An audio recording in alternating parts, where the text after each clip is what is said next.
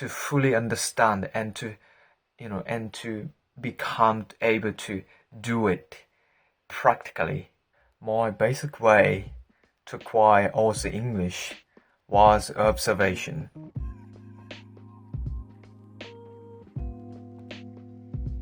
G'day guys, I'm Kane. So I'm a Japanese who speaks in Aussie English. In this video, I'm gonna talk about how I acquire Aussie English at the very basic level. Back in my first year at uni, I couldn't really catch up with the conversation with my mates because they talk like a machine gun.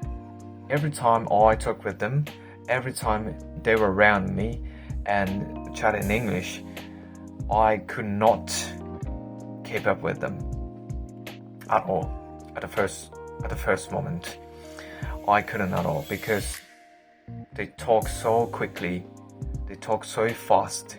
Although I had the skill to listen to them, although I had the knowledge of grammar, although I had knowledge of how to write, how to read English, however, I couldn't catch up with them.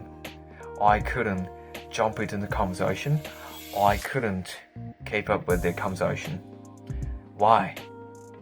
Because I did not know their culture when it comes to speak English. I had the idea of how to do it, but I didn't really get the idea of how to do it.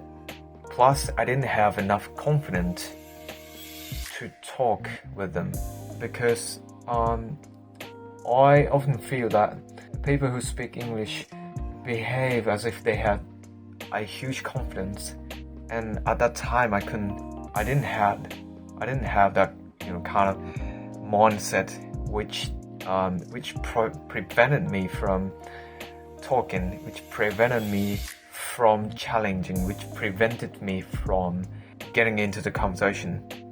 So I was kind of afraid to open up myself. So instead, all I could do was to observe them talking, to observe how they talk, to observe how the conversation flows. Even though you're good at speaking, even though you're good at listening, but without its culture, without knowing how to put words, how to select your words to tell them, you won't be able to get into the conversation. You're not really into them. Say something in front of them. It's not really the conversation. It's not really the conversation because you don't really get the idea of their culture. So we Japanese also have the culture standard when it comes to conversation. The unique way of Japanese have, and the unique way of English speakers have are sometimes different.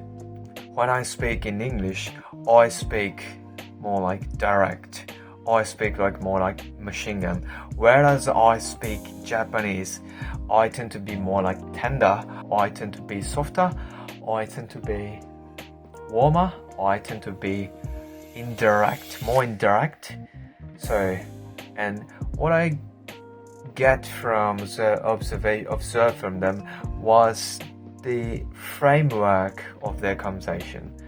I got the tips of how to make conversation, how to talk like them.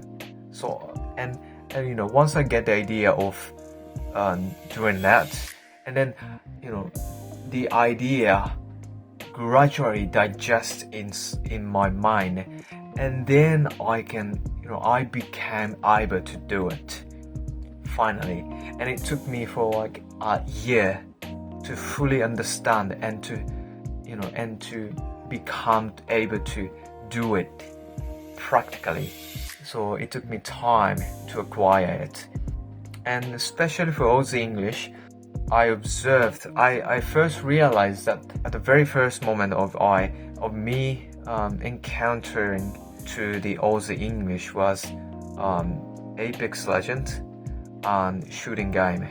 I would often play it when I back in my high school, and it was just my sense of English maybe.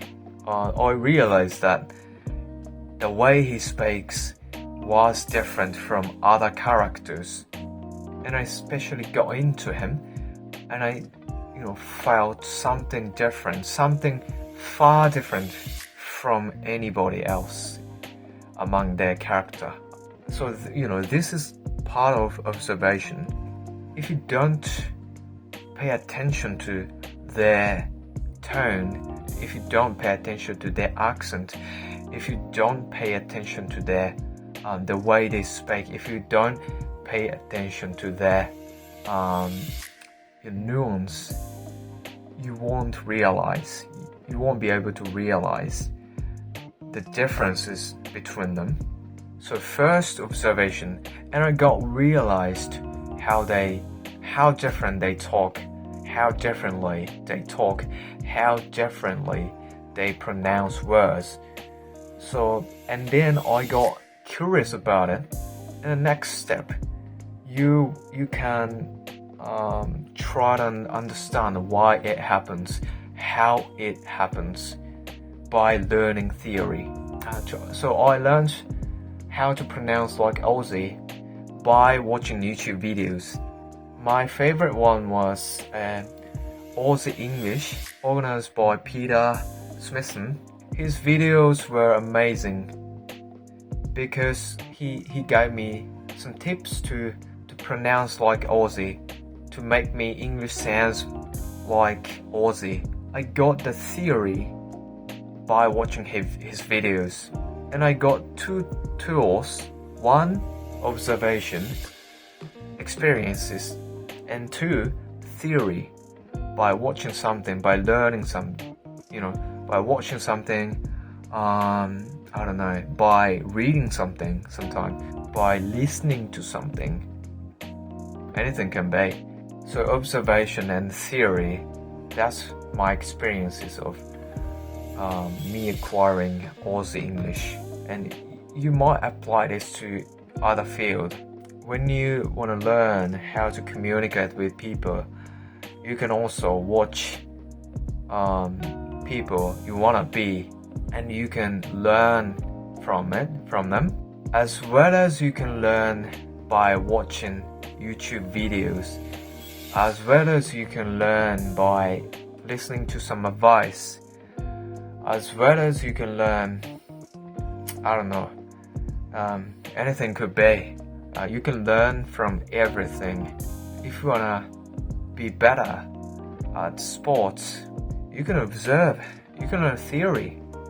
If you wanna be a professional tennis player, you can, watch videos of their matching.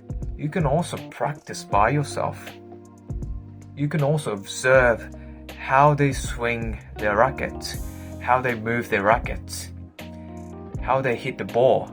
You can learn from everything by observing something, by making theories, by watching something, by reading something, by listening to something, sometimes by talking with somebody. You can do anything to learn something. So overall, I learned Aussie English by observation, by learning how to do it through watching YouTube videos.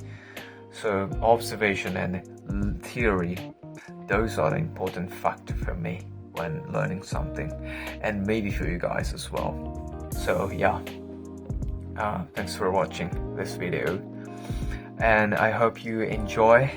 And if you liked it, please hit the subscribe button below, and I'll see you in the next video. Bye.